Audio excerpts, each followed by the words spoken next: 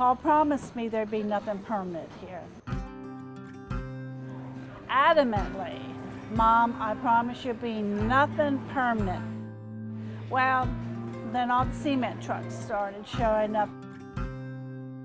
And it started out with 5 acres and got bigger and bigger. So now he has the whole farm. So this is how Emily's Produce grew.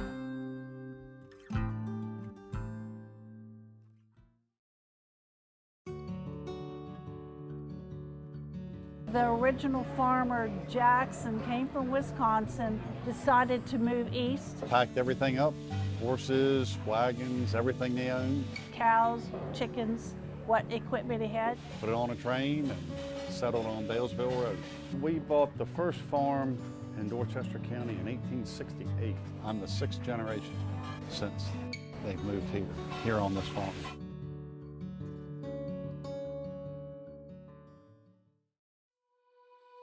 In 1998, we were expecting a newborn into the farming family.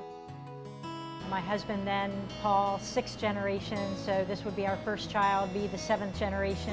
We thought about what it actually meant to have a newborn into being now the 7th generation of farmers in the Jackson family. Just as a wild thought, let's start a college fund idea. We'll grow some extra sweet corn. And we had a self-serve tent right here at this location, much smaller. It was literally 4 feet by 4 foot tent. I think the earliest I can remember, we had just a small tent, it was like a little candy stripe tent and a little cash box. Our customers put their money in the box and went along their way. And we built the first structure. Then it became Emily's Produce. The first years after that, she got bigger, the dresses got cuter, and she was actually helping pick the product and wanted to grow into that, what we had hoped for, right? Teaching her those family values. My mom and dad would kind of give these little chores and I would help out and really feel like I was a part of the business, and just kept growing into it and taking more responsibility, and now here I am. What we had hoped for worked. Her work ethic, her values, her community connections, understanding what farmers do, why they do it, having that substance of being in that farming family.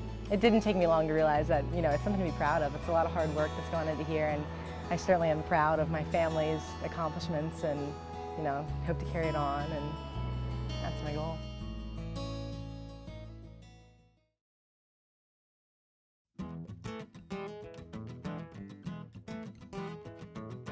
They've worked very hard to establish this and build this 7 days a week, all year long, year after year. They've worked very hard. It's been an experience from the very beginning, but it's been a wonderful experience.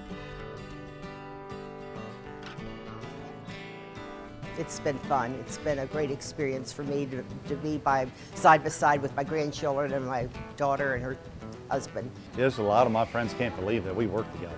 A lot of people just can't understand how a husband and wife could spend so much time together, but generally we each have our specialties, I'll call them. We're together, but we do separate things. And we balance that very well. We fit together good, really good. My mom kind of ran this place and built it up with, no business degree, retired state trooper. She really didn't have any prior knowledge in this kind of field. So I'm very thankful that my parents and my family we're all so close. Always growing up, on the farm, you're obviously always with each other. My buddy here, we'd head out and just do anything we could get into, Especially with a family business. I really have to say that I think we're probably one of the closest families that you'll find around here. My kids and I are very close.